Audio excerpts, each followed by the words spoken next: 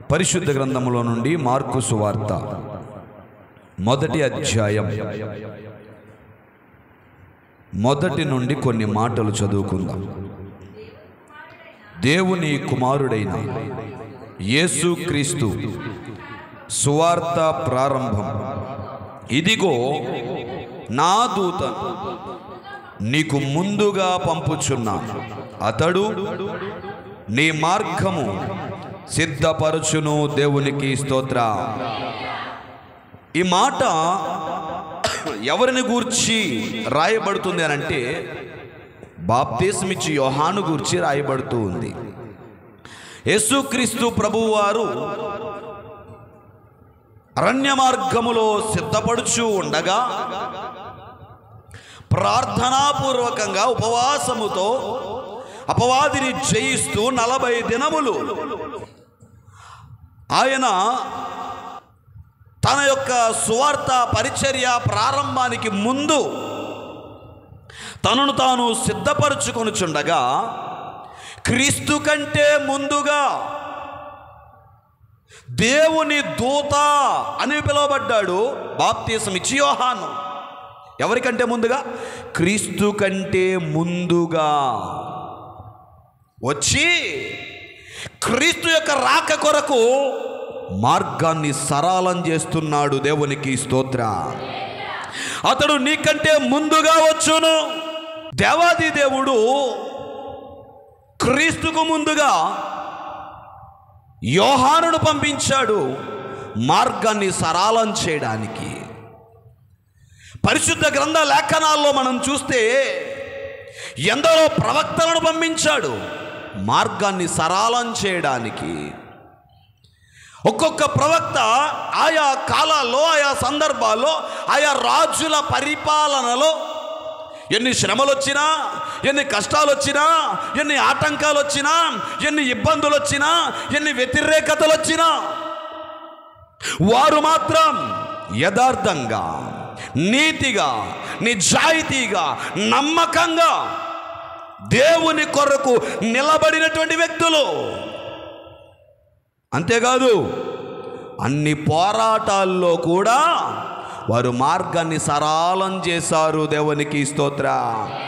ఎందరో రాజులను పంపించాడు, వారు మార్గాన్ని సరళం చేశారు. గొప్ప గొప్ప భక్తులు పంపించాడు, వారు మార్గాన్ని సరళం చేశారు. ఇక ఇలా కాదు, ఎంతమందిని నాకంటే ముందుగా పంపించినా ఈ ప్రజలు నమ్మిక ఉంచడం లేదు, విశ్వాసం ఉంచడం లేదు, బ్రతుకులు మార్చుకోవడం లేదు, జీవిత విధానాన్ని, జీవన శైలిని ఏమాత్రం మార్చుకోవడం లేదు. కాబట్టి నా కుమారుణ్ణే ఈ భూమి మీదకి పంపించాలి. అయితే అంతకంటే ముందుగా ఒక దూతను పంపిస్తాను, అతని మార్గమును సరళం చేస్తాడు. దేవునికి స్తోత్ర. ఆ క్రమములోనే బాప్తిస్మిచ్చి యోహాను ఒక దూత వలె భూమి మీదకి వచ్చాడు. ఎలిజబెత్ కడుపున క్రీస్తు కంటే ముందుగా ఈ భూమి మీద అడుగుపెట్టి క్రీస్తు రాకకై మార్గాన్ని సరళం చేస్తూ ఉన్నాడు. అనంతరం క్రీస్తు భూమి మీదకి రావడం, 33.5 సంవత్సరాలు జీవించడం, 3.5 సంవత్సరాల అద్భుత పరిచర్య, ఎందరో మార్పు, ఎన్నో జీవితాల్లో మార్పు, ఎన్నో బ్రతుకుల్లో మార్పు, ఎన్నో కుటుంబాల్లో మార్పు, అద్భుత కార్యాలు, ఆశ్చర్య కార్యాలు ఎన్నెన్నో చూసాం. సర్వలోక మానవాళి కోసం రక్తాన్ని చిందించి ప్రాణాన్ని అర్పించి ఆయన పరిశుద్ధాత్మ దేవునిగా మన మధ్య సంచరించుటకు ప్రారంభించగా అటు తరువాత మార్గాన్ని సరళం చేయడానికి, అనగా క్రీస్తు తర్వాత మార్గం సరళం చేయడానికి అపోస్తులను పంపించాడు. దేవునికి స్తోత్రం. 12 మంది అపోస్తులు ప్రపంచాన్నే చుట్టేశారండి. ఒక్కొక్కరు ఒక్కొక్క ప్రాంతానికి వెళ్ళారు. మన భారతదేశానికి ఒకరు వచ్చారు, మరి ఒక దేశానికి ఇంకొకరు వెళ్ళారు. ఈ 12 మంది ప్రపంచ నలుమూలలకు వెళ్ళి సువార్తను ప్రకటించి ఈరోజు ప్రపంచవ్యాప్తంగా నిజమైన దేవుణ్ణి ఆరాధించే విధంగా అనేకులకు సత్యాన్ని తెలియజేశారు. దేవునికి స్తోత్రం. హల్లెలూయా. అంతటితో అయిపోయిందా? లేదు. ఇంకా ఎందరో భక్తులు, స్టెఫను లాంటి వారు, పౌలు లాంటి వారు, తిమోతి లాంటి వారు, ఇలా చాలామంది, ఒక్కొక్క యవ్వనస్తుడు లేచాడు, దేవుని మార్గాన్ని సరళం చేస్తూ వచ్చాడు, సత్యవాక్యాన్ని భూమి అందంతటా ప్రపంచ నలుమూలలా వ్యాపింపజేశారు, విస్తరింపజేశారు, ప్రకటించారు. మనందరికీ బాగా సుపరిచితమైన వ్యక్తులు పరిశుద్ధ గ్రంథంలో చాలామంది ఉన్నారు. సమరయ స్త్రీ బావి దగ్గర మారు మనసు పొందింది. తక్షణమే ఊరిలోనికి వెళ్ళి క్రీస్తుని గురించిన సమాచారం అందించి మార్గాన్ని సరళం చేసింది. దేవునికి స్తోత్రం, హల్లెలూయా. ఇలా చెప్పుకుంటూ పోతే చాలామంది క్రీస్తు కొరకు నిలబడినటువంటి వారు, చాలామంది క్రీస్తు కొరకు పోరాడినటువంటి వారు, చాలామంది క్రీస్తు కొరకు పరుగులు పెట్టినవారు, మార్గాన్ని సరళం చేసిన వారు. ఎవరు వీరంతా? వారు దేవుని యొద్ద నుండి పంపబడిన వారు, ఎన్నుకోబడిన వారు, పేరు పెట్టి పిలువబడిన వారు. మీరు వెళ్ళండి, వెళ్ళి సర్వలోకమునకు సువార్తను ప్రకటించండి, వెళ్ళి సకల జనులను నాకు శిష్యులనుగా చెయ్యండి. దేవునికి స్తోత్రం. అయితే ఈ పూట నేను చెప్పే సువార్త నువ్వెవరో తెలుసా? నీవు నా దూతవు. ₹1 మాట చెప్పనా? నీవు పంపబడిన వాడవు. దేవునికి స్తోత్రం, hallelujah. You are not an ordinary man, you are not a common people, you are sent from the lord. దేవుని యొద్ద నుండి పంపబడిన వ్యక్తివి నువ్వు. ఒకవేళ బయట జనం నిన్ను సింపుల్గా చూడొచ్చు. ఎవర్రా నువ్వు? రాజు అంట. ఎవరమ్మా నువ్వు? ఎవరో నవ్య అంట, ఎవరో జీవనంట, లేదా ఇంకెవరో ఫలానా అంట.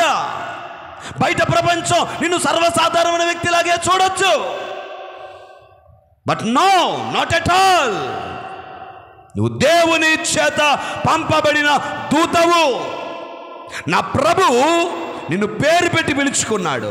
నా ప్రభువు నిన్ను ఎన్నుకున్నాడు. నా ప్రభువు నిన్ను మార్చుకున్నాడు.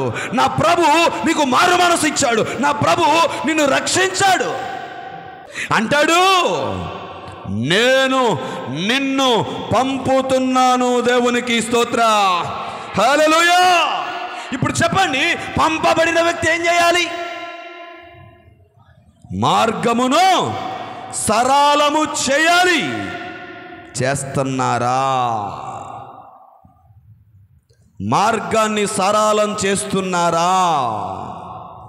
ఎన్నో క్రిస్మస్ పండుగలు వెళ్ళిపోతున్నాయి. క్రిస్మస్ అంటేనే సంబరం, క్రిస్మస్ అంటేనే ఆనందం, క్రిస్మస్ అంటేనే సందడి, డెకరేషన్లు, క్రిస్మస్ తాత, క్రిస్మస్ ట్రీ, స్టార్, క్యారల్స్, డాన్సులు, పప్పలు, ఎన్నో.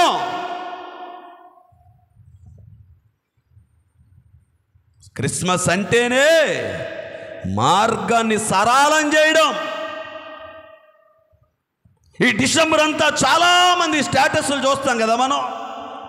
ఏ చర్చిలో క్రిస్మస్ జరిగినా కానీ పశువుల పాక దగ్గర నిలబడి ఒకటి స్టేటస్ పెడతాడు, చెట్టు దగ్గర నిలబడి ఒకటి పెడతాడు, తాతతో పక్క నిలబడి ఒకటి పెడతాడు, కుటుంబం అంతా కలిసి ఒకటి పెడతారు, గ్యాంగ్ అంతా కలిసి ఒకటి పెడతారు.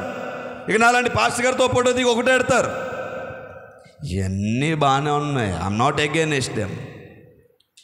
నేనంటాను, అసలైన పనేది మార్గాన్ని సరళం చేయడమేది. నీ కాన్సన్ట్రేషన్ దేని మీద ఉంది? ఒక పాక తయారు చేయడం మీద ఉందా? ఒక చెట్టును తయారు చేయడం మీద ఉందా? ఒక స్టార్ను తయారు చేయడం మీద ఉందా? ఒక చర్చిని డెకరేట్ చేయడం మీద ఉందా? ఉండొద్దన్న ఉద్దేశం కాదు, ఉండాలి, అవి కావాలి. కానీ అన్నిటికంటే ముఖ్యంగా నీ కాన్సన్ట్రేషన్ మార్గాన్ని సరళం చేయడం మీద ఉండాలి. దేవునికి స్తోత్రం, హల్లెలూయా. బాప్తిస్మ ఇచ్చే యోహాను పని ఒక్కటే, మార్గాన్ని సరళం చేయడం. అపోస్తలుడైన పౌలు పని ఒక్కటే, మార్గాన్ని సరళం చేయడం. ఈరోజు వారికిచ్చిన స్థానాన్ని ప్రభు మనకిస్తున్నాడు. దేవునికి స్తోత్ర. నాకు అనిపిస్తుంది, వారితో పోలిస్తే మనం ఎంత అండి, మన బతుకులు ఎంత అండి, అసలు మన భక్తి ఎంత అండి. సాకులు చెప్పుకుని తిరిగే బతుకులు మన భక్తి ఏ పాటిది? కాసేపు వచ్చి గంట సేపు కూర్చొని 4 మాటలు నేసి వెళ్ళిపోయే భక్తి మంది. వాళ్ళు అలా కాదండి, వారి జీవితాన్నే దేవుని కోసం పెట్టేశారు. వారి ప్రాణాత్మ దేహాలు దేవునికి అర్పించేశారు. స్టెఫను రోడ్డు మీద నిలబడి వాక్యం చెప్తుంటే రాళ్ళిచ్చి కొట్టారు. నువ్వైతే ఉంటావా? రాళ్ళిచ్చి కొడుతుంటే నిలబడి వాక్యం చెప్తావా? నేనైతే ఉంటానా? నా సోకు పాడైపోదు, ఉండను. కానీ స్టెఫన్ అలా కాదు. రాళ్ళిచ్చి కొడుతుంటే, రక్తాలు కారిపోతుంటే పారిపోలా, దాక్కోలా. ప్రభా మరి కొట్టేస్తున్నారు, ఏం చేయమంటావు? అందుకే వెళ్ళిపోతున్నాను, క్షమించేయి అనలా. ప్రాణం పోతున్నా దేవుని సువార్తను ప్రకటించాడు. దేవునికి స్తోత్ర. మార్గాన్ని సరళం చేసేవారు కావాలండి. అందుకే ఈ పూటి మాటను జ్ఞాపకం చేయడానికి ఇష్టపడుతూ ఉన్నాను. ఇక్కడ కూర్చున్న ప్రతి ఒక్కరిని, ఈ మాటలు వింటున్న ప్రతి ఒక్కరిని, యూట్యూబ్ ద్వారా వీక్షిస్తున్న ప్రతి ఒక్కరిని నా ప్రభు ఎన్నుకున్నాడు. నా ప్రభు పేరు పెట్టి పిలుచుకున్నాడు. My dear brothers and sisters, you are a messenger of the lord. నువ్వు దేవుని దూతవు. And you are sent from the lord, and you are sent from the heavens. విషయం ఏంటంటే, నువ్వు పంపబడ్డావు. వెళ్ళి ఏం చేయాలి? సువార్త ప్రకటించాలి. వారు విన్నారా? సరే. వినకపోతే కాళ్ళుకున్న ధూళి దులిపేసి వచ్చేయమన్నాడు. అంతేనా? ఇప్పుడు మీరు క్యారల్స్ ఇంటింటికి తిరిగారా? వెళ్ళింది ఎవరు? వచ్చింది ఎవరు? పంపబడిన వారు. ఊరికే రాలా, అల్లరచల్లరగా రాలా. క్యారల్స్ అంటే రోడ్డు మీద పడి గెంతులేసి కేకలేసి అర్ధరాత్రి తలుపులు వాదేసి ఇచ్చిన మిచ్చరని పాసిమోకంతో తినేసి గెంతులేయడానికి రాలా. వారు పంపబడిన వారు నిన్ను మేల్కొలపడానికి వచ్చారు. అరే బిడా, రేపు క్రిస్మస్ పండుగరా. కొంతమంది గొప్ప గొప్ప భక్తులు ఉంటారు, వాళ్ళకి ఇవాళ క్రిస్మస్ అని తెలియదు. ఇంకొంతమంది భక్తులు ఉంటారు, క్రిస్మస్ పండుగ కదా చర్చికి వెళ్ళాలని తెలీదు.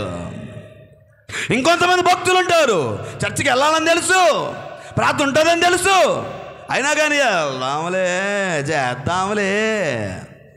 ఎంతమంది అండి క్రైస్తవులే క్రిస్మస్ పండుగకి ఇంకా ఇంటి దగ్గర ఉన్నవాళ్ళు, ఇంకా బయట తిరుగుతున్న వాళ్ళు. ప్రతి క్రైస్తవుడు క్రిస్మస్కి చర్చిలో ఉంటున్నాడా? లేదు. అంత గొప్ప గొప్ప భక్తులు ఉన్నారు. అలాంటి వాళ్ళందరినీ మేల్కొల్పడానికి నా ప్రభు మిమ్మల్ని పంపించాడు. దేవునికి స్తోత్ర. హల్లెలూయా. ఇప్పుడు నువ్వు వెళ్ళావు కదా అంత ప్రయాసతో, నువ్వు వెళ్ళావు కదా అంత కష్టపడి. కొంతమంది తలుపు తీయలేదే. పంపబడిన వారు నువ్వు ఆహ్వానించకపోతే, పంపించిన వారు నువ్వు ప్రేమించకపోతే, పంపించిన వారిని నువ్వు ఆదరించకపోతే ప్రభువు చూసుకుంటాడు. కొంతమందికి లెక్కలేనిదనం, పంపబడిన వారిని పట్టించుకోరు. ఎక్కడ కనబడతా వందనాలు చెప్పాలని వెళ్ళిపోయేవాడు, ముఖం సాటేసుకుని పక్క వెళ్ళిపోయేవాడు, ముఖం మాడుచుకొని ఉండేవాడు. ఉంటారు, అలాంటి వాళ్ళు కూడా ఉంటారు సంఘంలో. ఏంటంటే పాస్టర్ గారి మీద కోపం ఏంటంటే వాళ్ళ ఇంట్లో టీ తాగాడు, మా ఇంట్లో తాగలేదు. వాళ్ళ ఇంట్లో డింగి తాగాడు, మా ఇంట్లో డింగి తాగలేదు. వాళ్ళ ఇంట్లో కూకున్నాడు, మా ఇంట్లో కూకోలేదు. కాబట్టి కోపాలు ఉంటాయి. ఇక్కడ నిలబడి వాక్యం చెప్తూ ఉంటాం, అదేదో సందర్భం కదా అని చెప్పి చెప్పుకుంటూ పోతూ ఉంటాం. అదేమో పటేల్ పటేల్ పటేల్ మంది తగిలేస్తుంటుంది ఒక్కొక్కడికి. ఆడు అలిగేస్తాడు, ఆడికి బాధ వచ్చేస్తూ ఉంటుంది. ఇగో ఎవడో చెప్పేశాడు నా కోసం, ఏ రాజు కూడా చెప్పేసి ఉంటాడు, అందుకే కావాలని చెప్పాడు చర్చిలో, నా కోసమే చెప్పాడని చెప్పి చర్చి మానేస్తాడు. ప్రభువు చూసుకుంటాడు. ఎన్ని వాక్యాలు, ఎన్ని వాక్యాలు. చదివావా మత్తయి సువార్త, చదివావా మార్కు సువార్త, చదివావా లూకా సువార్త, చదివావా యోహాను సువార్త. క్రీస్తు రాక కోసం ఎంతమంది ప్రయాసపడ్డారు, ఎవని గొర్రెల కాపర్లు పంపబడ్డారండి. ప్రపంచంలోనే ప్రఖ్యాతి చెందిన జ్ఞానులు పంపబడ్డారండి. యోసేపు పంపబడ్డాడు, మరియ పంపబడింది. అంటాను వారి వలే, వారిలాగానే ఇప్పుడు నువ్వు కూడా పంపబడ్డావు. దేవునికి స్తోత్రం, హల్లెలూయా. గనుక ప్రియ దేవుని సంగమా, పంపబడిన నీవు మార్గాన్ని సరళం చేస్తున్నావా అనేది ఈ పూట నా ప్రశ్న. అసలు నువ్వు పంపబడ్డావా? నేనంటాను, మారు మనసు పొందిన, రక్షణ పొందిన, క్రీస్తు శరీరంలో రక్తములో పాలు పొందుతున్న ప్రతి ఒక్కడు పంపబడిన వాడు. దేవునికి స్తోత్రం. ప్రతి ఒక్కడు దేవుని కొరకు పనిచేసే ఒక దూత. కాబట్టి పంపబడిన వారు క్రీస్తు కొరకు, క్రీస్తు రాక కొరకు, ఆయన సువార్త ప్రకటించుటకై, ఆయన సువార్తను వ్యాప్తి చెందించుటకై, ఆయన సువార్తను భూమి అందంతటా ప్రచురించుటకై మార్గమును సరళము చేయాలి. దేవునికి స్తోత్రం. బిడా, ఈ 2024 సంవత్సరం డిసెంబర్ 25 వేదికగా ఈ పూట నీకు తెలియజేస్తున్న మాట, మీలో ప్రతి ఒక్కరూ దేవుని మార్గాన్ని సరళం చేయాలి. ఆమేన్. ప్రతి ఒక్కరూ దేవుని రాజ్య సువార్తను ఈ భూమి మీద వ్యాపింప చేయాలి, విస్తరింప చేయాలి, ప్రకటించాలి, ప్రచురించాలి. ఆయన రెండవ రాకకై మార్గాన్ని సరళము చేయాలి. సరళము చేయువారిగా, పంపబడిన దూతలుగా మనమందరము క్రీస్తు సాక్షులముగా, ఆయన సైనికులముగా ఆయన ఎదుట నిలవబడుదుముగాక. ఆమేన్.